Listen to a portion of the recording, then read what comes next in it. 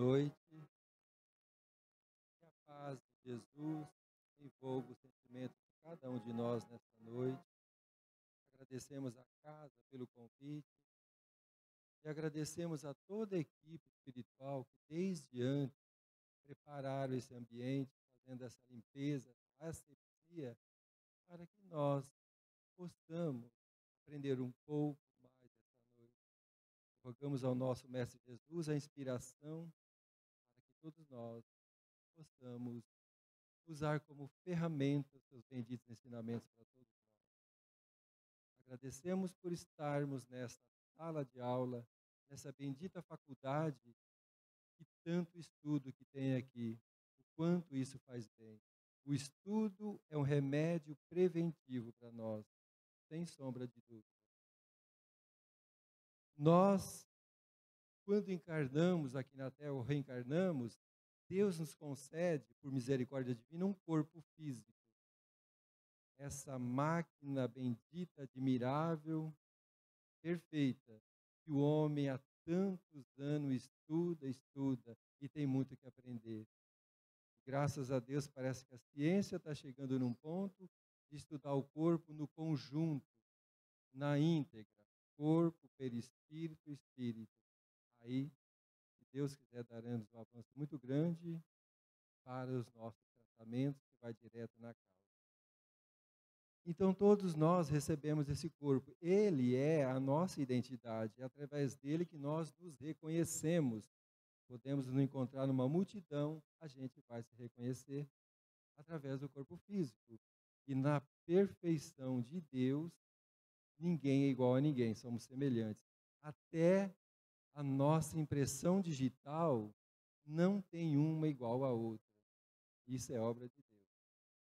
E todos nós recebemos esse corpo, inclusive Jesus, quando passou pela terra, também utilizou do corpo físico até para não ser diferente de nós. Mas nós temos notícias que quando Jesus passou pela terra, quando Moisés passou pela terra, com certeza não tinha máquina fotográfica nem filmadora. E como que nós temos retratos dessas criaturas? Através da mediunidade, através desse bendito intercâmbio entre os mundos, entre o mundo espiritual e nós. Porque Deus jamais nos deixaria isolado aqui na Terra. E se pegarmos um retrato de Jesus e sairmos pela rua mostrando para cada pessoa que é tão consciente e tem as vistas boas, seria muito difícil encontrar alguém e falar, não conheço, porque ele é conhecido no mundo inteiro. Mas, e Deus? Como é Deus? Alguém já viu algum retrato de Deus? Algum quadro?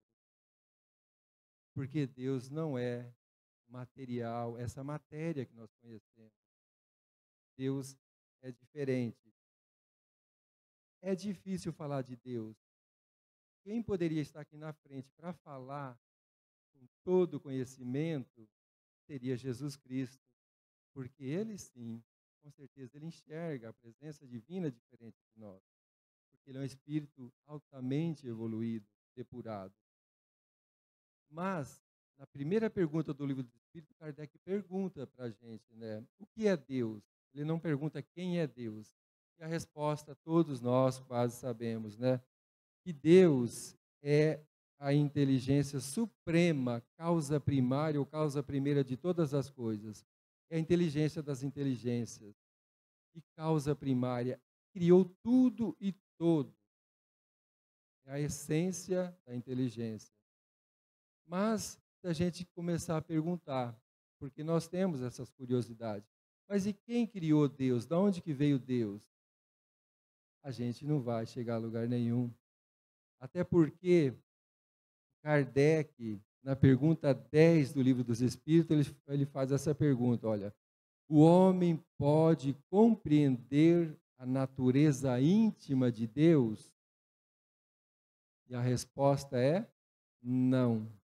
Por quê? É proibido para nós? Não é proibido. Ele explica o porquê do não. Ele diz assim, não. falta-lhe, para tanto, um sentido. E aí a gente vai lá no livro A Gênese, Kardec diz assim, que para nós compreendermos Deus, nos falta um sentido.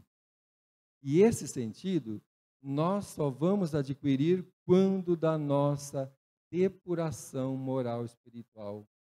Então, quando nós nos tornarmos espíritos puros, que nós chamamos de anjo, aí sim nós vamos compreender a natureza íntima de Deus. Por isso que entendo eu que Jesus enxergava essa presença divina diferente de nós. Ele enxergava uma flor na essência, ele enxergava uma semente na essência, porque dentro de uma semente tem vida, que nós ainda não enxergamos essas energias que estão por nossa volta. E ele diz assim, que Deus não se mostra, mas se afirma mediante suas obras. Exemplo, como já dissemos, uma flor. Se olharmos para o céu, olharmos a lua, as estrelas, as galáxias, é obra de quem? Não pode ser do homem, é claro. Existe um ser supremo para a criação e cuidar de tudo isso. Uma semente, o homem prepara a terra, faz tudo o que ele sabe com toda a tecnologia, mas a simples, nós chamamos de simples, mas não é simples. A germinação de uma semente é obra de Deus, não é do homem. O homem não faria isso. Mas como que Deus, tão grande, tão poderoso, e cuidando de todo o universo, ele pode intervir em todos os nossos pensamentos, os nossos mínimos atos? Como que ele consegue cuidar de tudo isso? E Jesus disse, não cai uma folha de uma árvore, não cai um fio de cabelo da nossa cabeça, sem a vontade ou sem a permissão de Deus. Nesses mínimos detalhes. E ainda no livro A Gênese, Kardec diz assim, que o planeta Terra é um planeta periférico, ou seja, um planeta que está na periferia. E se a gente olhar no sistema solar, a Terra parece que até é irrisória, nem quase aparece dentro desse sistema solar, imagina na galáxia. E como então cuidar de tudo isso? Em nosso estado ainda de evolução, nós não compreendemos Deus no infinito, ainda a gente não tem essa capacidade. E muitas vezes nós fazemos Deus à semelhança de nós, como se fosse um homem, aquele velhinho de barba. Às vezes confundimos Deus até com Papai Noel, através das crianças.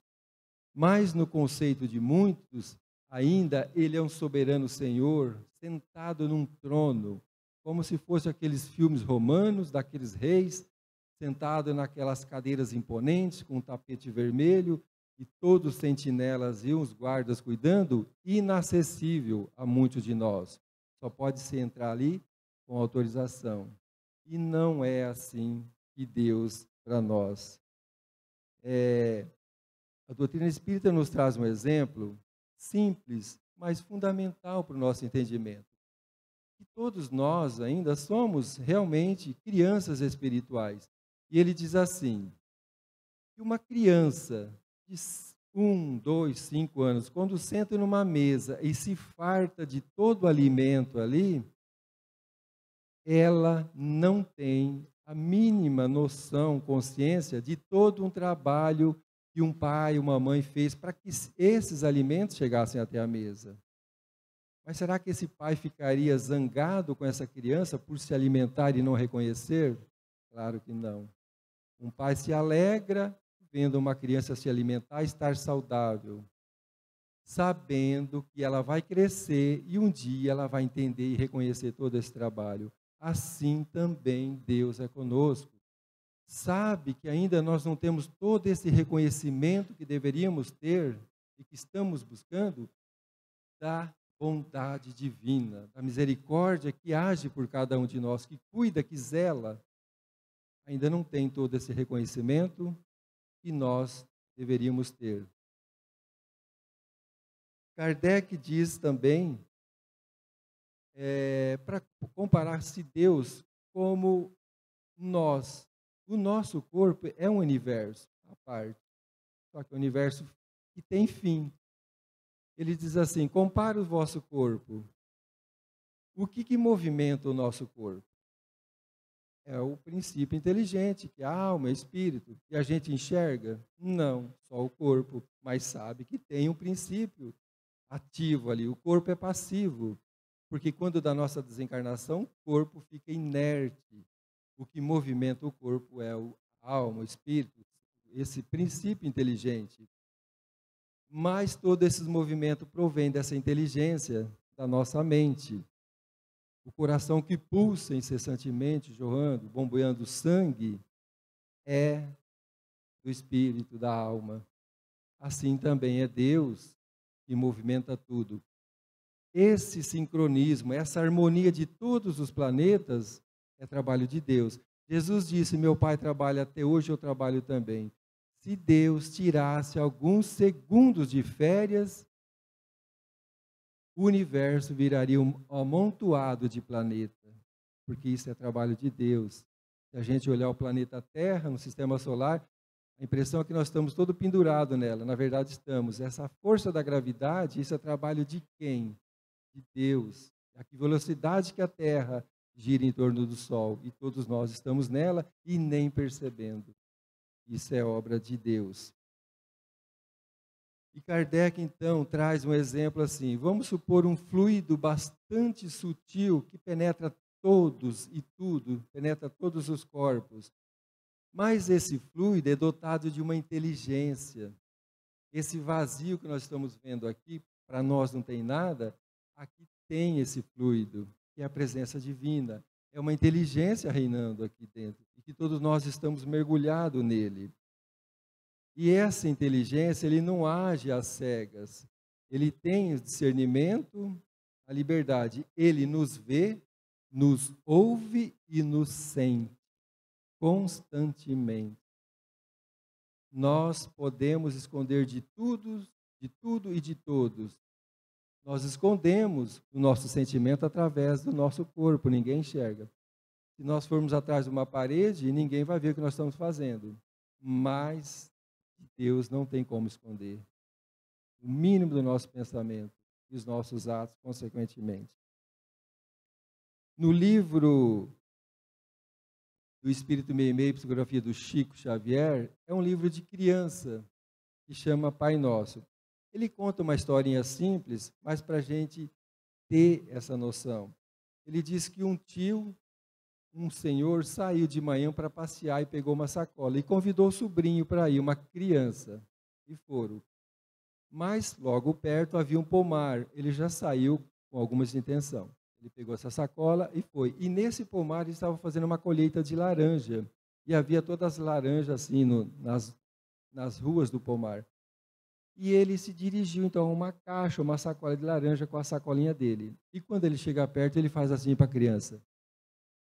A criança fica quieta, porque havia pessoas por perto trabalhando. E quando ele começa a pegar as laranjas, olha o que a criança diz para o tio. Tio, eles podem não estar nos vendo, mas Deus está nos vendo. Diz que aquilo foi como um balde de água fria. O Senhor largou todas aquelas laranjas lá e nunca mais fez isso. Então, isso nos dá a certeza dessa presença divina, né? Todos nós somos filhos de Deus. Isso todos nós temos certeza disso. Se somos filhos de Deus, nós somos herdeiros legítimos de Deus. E sendo herdeiro legítimo de Deus, há todo o universo à nossa frente. Porque esse universo Deus não criou para ele, mas para as criaturas, para nós. Jesus nos disse: há muitas moradas na casa do Pai. Há muitos maravilhosos nos esperando. Depende de cada um de nós crescermos moral espiritualmente para usufruirmos disso. Nós somos criaturas riquíssimas, porque somos herdeiros de Deus. Não é rico da matéria ou do dinheiro aqui da terra, não.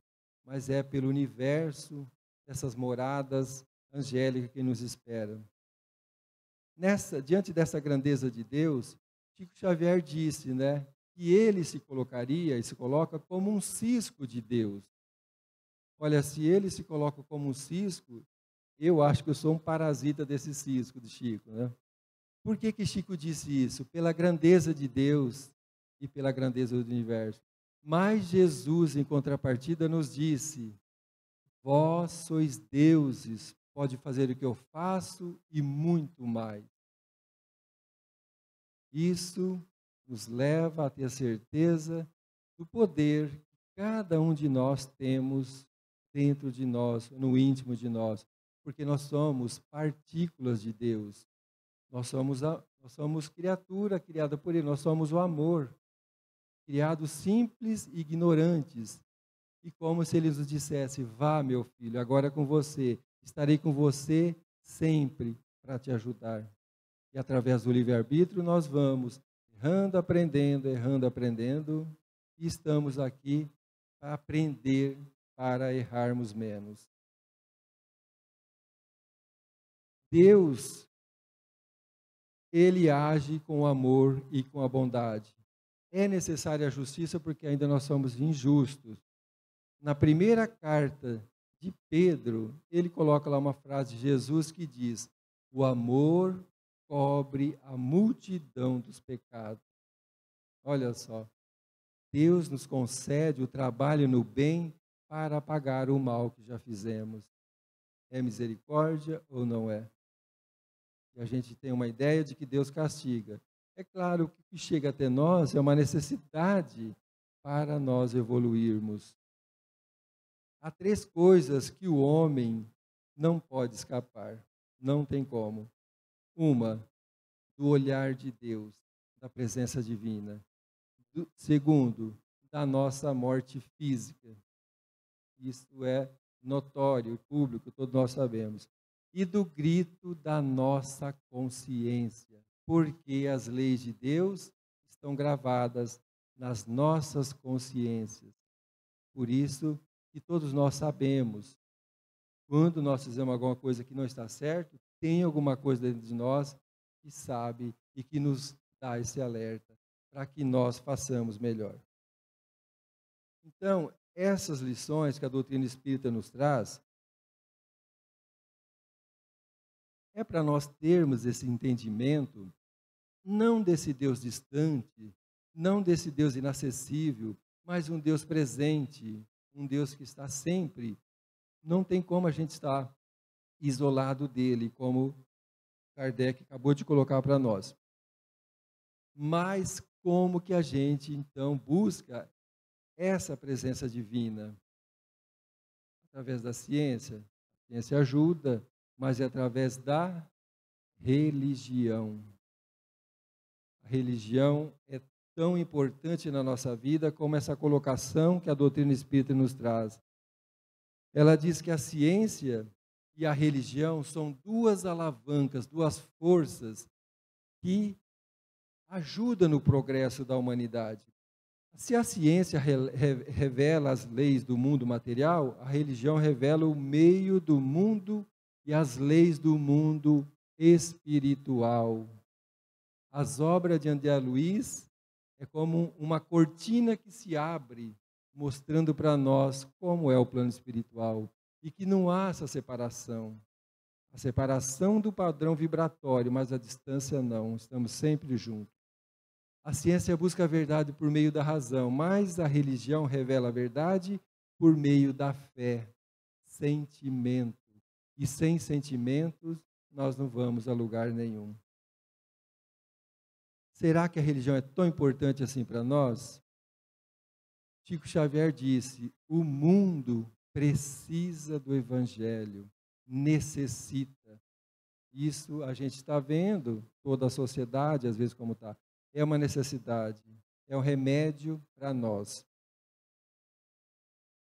Os nossos filhos, nós não obrigamos, os pais não obrigam ele na escola convencional.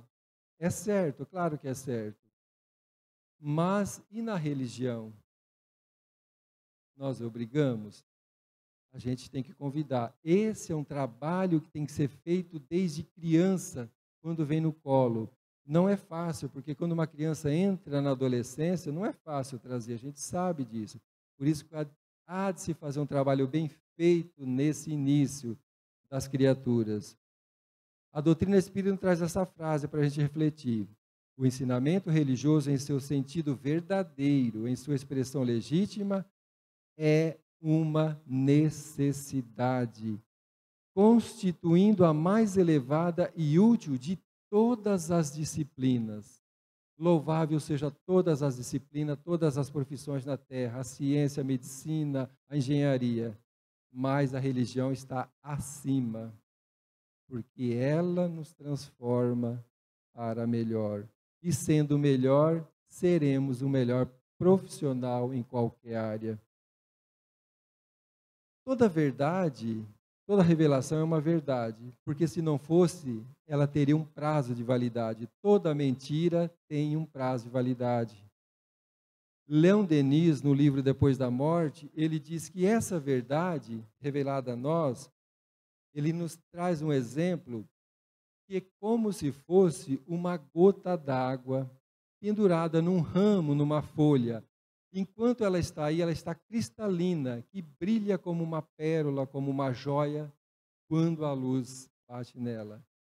Mas a partir do momento que ela cai no chão, que ela se mistura com a impureza, ela fica tisnada, ela suja. Não é que ela suja, mas o que tem ali no chão acaba mesclando essa gota pura da água. E ele diz assim que ele diz assim, a doutrina do Espírito nos diz, através de Kardec, através de Leon Denis, que assim são as religiões. Elas são puras porque ela provém de Deus. E o nosso intermediário direto de Deus é Jesus.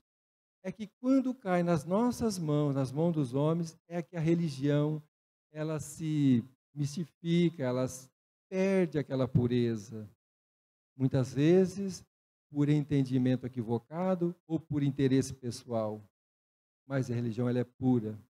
Desde a antiguidade, Leon Denis, desde a época que o homem não tinha nem a escrita, a religião ela é pura. Desde a época do espírito que passou pela terra de Krishna, ele disse que lembrava muito Jesus pela conduta, pelo respeito ao próximo, pela mansuetude.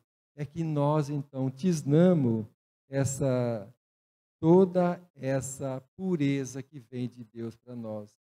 A religião é uma escola bendita. E toda escola é útil, é o quê? Nós buscamos o que na escola? Aprendizado. Mas todo aprendizado tem que ser colocado em prática, que são essas escolas. E quando colocado em prática, Leon Denis diz assim: cada pai será sacerdote em sua família, ensinará e dará o exemplo dentro de cada lar. Porque a sociedade é constituída de lares. E se há muitos lares doentes, há uma sociedade doente. Jesus nos disse, lá na simples casinha de Simão Pedro, quando ele abre as Escrituras e faz o primeiro culto do Evangelho no lar, ele disse, o lar é o primeiro templo da alma. O que é lar? O que é templo? É um lugar sagrado. Deus nunca nos abandona, sempre tem mandado alguém para nos amparar. Vem e parece que a gente dá aquela da caída. Isso acontece conosco, porque nós somos ainda muito... temos as nossas tendências ainda pelos vícios. A gente vê até nas empresas que é assim. Quando um diretor ou um dirigente de uma empresa vê que as coisas não estão andando muito bem, o que eles fazem? Que é muito comum, uma reunião. E aí coloca tudo nos eixos. Depois dessa reunião, tudo funciona perfeitamente. Mas vai passando o tempo, o que vai acontecendo? Vai caindo tudo que era antes. Há necessidade de fazer outra reunião. Assim Deus faz com nós. Sempre tem mandado. E nos últimos 6 anos tem nos mandado as 3 revelações, que é o material didático para todos nós fazermos essa mudança da regeneração, para que possamos viver e conviver num mundo de regeneração. Porque quem que tem que regenerar somos nós. A terra é uma casa física que nos abriga. E se nós quisermos viver um mundo de regeneração amanhã ou depois, podemos, mas a natureza não dá salto, é necessário, é passo a passo. Ele tem nos mandado Moisés como primeira revelação divina e vem revelar um Deus único. Moisés teve um trabalho árduo, muito difícil. Ele foi como um trator, um arado que veio mexer essa terra dura para que depois viesse o divino agricultor jogar a sua semente, que é Jesus. Moisés teve um trabalho difícil, uma humanidade ainda semi-selvagem. Era necessário revelar um Deus cruel, um Deus que castigava, um Deus de temor, por necessidade, não por maldade. Mas o conhecimento suplanta o temor. Quando nós temos o conhecimento de uma coisa, não há necessidade de ter o medo. Exemplo que nós temos ainda aqui na Terra. Quando uma mãe, uma avó, um pai fala para uma criança de 2, 3 anos, que seja, mais ou menos assim, não faça isso que papai do céu chora. Não vai lá que tem o bicho papão. Às vezes isso serve como rédea, porque é uma criança. E quando um filho nosso tiver 18 anos, vai resolver se a gente falar isso para ele, olha, não vai lá, filho, que tem o bicho papão, ele vai rir de nós. Então, quando já tem o conhecimento, é necessário outro tipo de informação. Se esse filho tem 18, 20 anos, é necessário falar, filho ou filha, se muito te amamos, gostaríamos que você não fosse nesse local, porque isso não será bom para você, por isso, por isso, por isso. Então, há um progresso nosso. Moisés veio preparado. E Jesus vem revelar um Deus, mas um Deus de amor. Um Deus que quer ser amado e não temido. Não há necessidade de nós termos medo de Deus. Temos que ter medo de nós mesmos, das nossas condutas. Rejeitando tudo que era humano, tudo que era de concepção humana e transitório, e aproveitando o quê? Os 10 mandamentos, a lei divina, e acrescenta ainda a vida depois da morte. Não mais olho por olho e dente por dente, como Moisés havia necessidade de revelar, para conter a fúria das pessoas. E Jesus então vem nos ensinar, perdoar 70 vezes, 7 vezes. Muito diferente. E como terceira e última revelação, vem a doutrina espírita, última. Ela vem diferente. Ela não tem uma personagem como foi Moisés ou Jesus, porque Deus quis que ela se expandisse com uma rapidez. Então é todo um exército de espírito trabalhando por sobre toda a terra. Por isso que a própria doutrina espírita nos diz, se acabarmos com todos os livros e todos os adeptos da doutrina espírita, a doutrina espírita não se acaba, porque ela provém dos espíritos. Graças a Deus que vem dos espíritos. Porque se alguém um dia quiser abrir um centro espírita, não tem que ter autorização de ninguém e nem ter um estatuto ou uma ata. O estatuto é o evangelho, uma conduta reta e a coragem para abrir.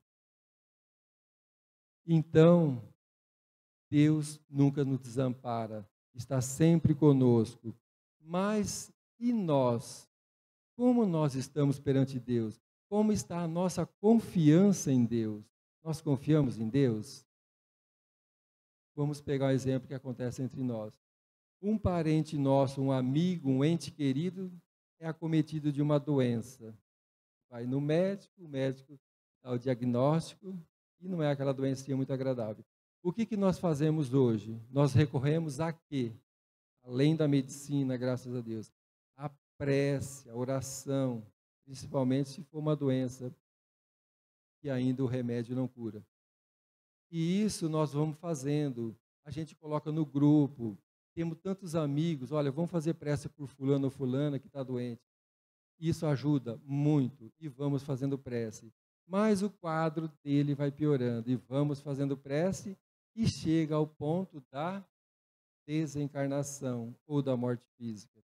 E nós nos perguntamos, e as nossas preces valeram ou não? Nós temos um exemplo que passou pela Terra, passou por essa situação e é um espírito de altíssima hierarquia, que também passou por essa situação, que é ela, Maria, mãe de Jesus. Quando Jesus foi preso, Maria orou muito a Deus, e na certeza de que Jesus não sofreria nada, porque ele era o amor puro, que só fazia o bem. Orou a Deus pedindo a libertação do seu filho, e continuou orando. Mas a gente sabe que parece que cada dia ia agravando mais a situação de Jesus, né? Mas não perdeu a fé e a confiança. Maria ia orando. E Humberto de Campos nos diz que Jesus era seu filho, sim, mas todavia era um mensageiro de Deus. É como um filho nosso, é nosso filho, está como nosso filho, mas acima de tudo, é um filho de Deus. Temos que ter esse conhecimento. Ela possuía os desejos humanos. Ela tinha aquele carinho, aquele amor maternal que toda mãe tem. Então, por isso que ela orava com tanto fervor a Jesus para que ele fosse libertado. Mas o Supremo Senhor, que é Deus, guardava os eternos, sondáveis desígnios de Jesus aqui na terra. O carinho materno poderia sofrer, e como sofreu, como qualquer mãe sofreria. Contudo, a vontade celeste regozijava-se. Enquanto Maria chorava, Deus, o plano espiritual, se alegrava. Por quê? Porque estava sendo implantado na terra o cristianismo. Estava começando, iniciando o trabalho da implantação do reino de Deus aqui na terra. O trabalho estava sendo feito, por isso que havia essa alegria no plano espiritual. Onde está o eterno Senhor que não me ouve as orações? Maria também sentiu isso no seu íntimo. Suplicar aparentemente em vão, mas, por quanto certo, o Todo-Poderoso Deus atender às suas rogativas. As suas preces não foram em vão. Segundo os seus anseios de mãe, não foi atendido, claro, mas sim de acordo com os planos divinos, os planos de Deus que estava sendo implantado na terra. E a gente lembra o que Jesus disse no Pai Nosso: que seja feita a vossa vontade, a vontade do Pai, assim na terra como no céu, ou em todo o universo. E através dessas preces foi que Maria, sim, compreendendo a perfeição e a misericórdia divina e a justiça do Pai, ajoelhou-se ao pé da cruz e, contemplando o filho já morto, repetiu as inesquecíveis afirmações. Ali havia ao seu lado o mesmo anjo da gravidez, e quando conversava com ela, ela disse: Senhor, eis aqui a tua serva, cumpra-se em mim segundo a tua palavra. E por muito tempo, Maria continuou em preces.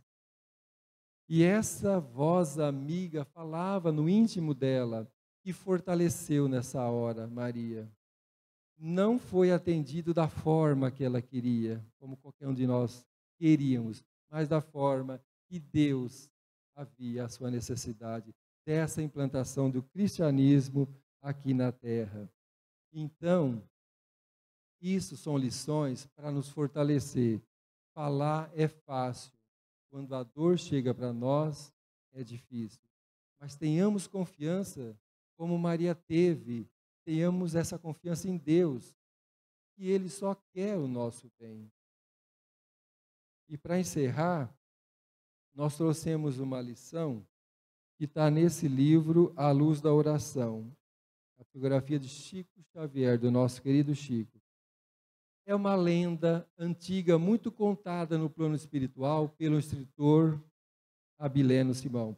Ele diz assim, nessa lenda, que havia num horto florestal na Ásia Pequena, nessa grande floresta, 3 árvores que elas queriam ter destinos diferentes e destinos gloriosos. E elas buscaram, recorreram na prece. E um anjo desce, E a primeira árvore, ela rogou que a sua madeira fosse empregada no trono de um grande rei, um soberano Senhor aqui na terra. A segunda árvore rogou a sua prece que a sua madeira fosse convertida num carro, para que esse carro transportasse todo o tesouro desse grande rei. A terceira e última árvore pediu que a sua madeira fosse transformada numa grande torre, indicando o céu a todos os homens. E assim foi feito, e Deus ouviu as suas orações. E o tempo passou, e por incrível que pareça, aquelas 3 árvores foram as que mais cresceram naquele horto florestal. Mas, certo dia, lenhadores invadiram essa floresta e logo eles foram arrancar essas 3 árvores, porque eram as mais bonitas. Sem piedade, cortando nos seus troncos, dilacerando os seus membros, seus galhos, e arrancando daquele ambiente delas.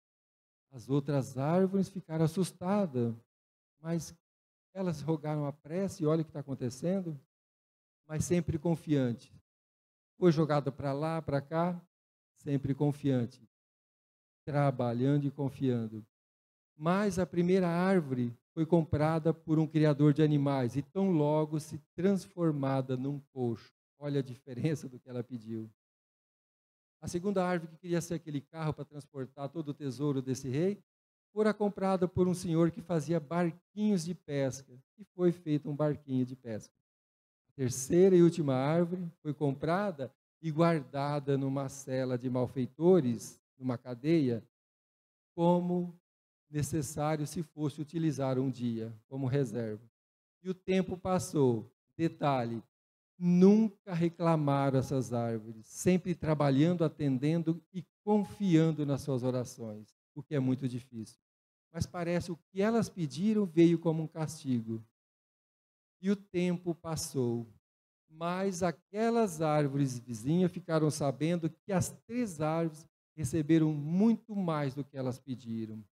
A primeira árvore que fora transformada naquele coxo foi improvisado ali com alguns panos, algumas palhas, e recebera do braço de Maria Jesus de Nazaré, o Rei dos Reis. A segunda árvore, que queria ser aquele carro para transportar todo o tesouro, foi aquele barquinho a que Jesus se utilizava para subir nas águas e dele transmitir tantos ensinamentos, que são os verdadeiros tesouros, que a traça não come e a ferrugem não corrói. E a terceira e última árvore, você já sabe, às pressas, ela foi transformada na cruz de Jesus. O maior símbolo de amor por todos nós, indicando o céu, a ascensão de cada um de nós, pelo sacrifício de cada um de nós, nessa subida da nossa elevação moral e espiritual. É uma lenda, mas quando esse instrutor espiritual termina essa lenda, muito emocionado, ele diz assim, e vale a pena a gente ler na íntegra. Em verdade, meus amigos, todos nós podemos endereçar a Deus em qualquer parte, em qualquer tempo, as mais variadas preces. No entanto, precisamos cultivar paciência e humildade para esperar e compreender a resposta de Deus. A resposta veio, não como elas pediram, mas veio muito mais. Essas 3 árvores, muitas vezes a gente ouve alguns dizer assim, parece que quanto mais eu rezo, mais assombração me aparece. Essas 3 árvores tinham tudo para falar isso, e desistir, mas não, confiaram. Confiaram e chegou tudo o que elas pediram, muito mais. Então, que essas lições possam ser ferramentas, instrumento para a gente carregar no íntimo de cada um de nós, e quando necessário utilizá-las. Porque Emmanuel tem uma frase que diz assim, a vida exige mais compreensão do que conhecimento. Compreensão é o conhecimento em ação. Conhecimentos são ferramentas que nós estamos adquirindo aqui. Quando a dor chega, é necessário utilizá-las. Que esta noite seja de reflexão para todos nós.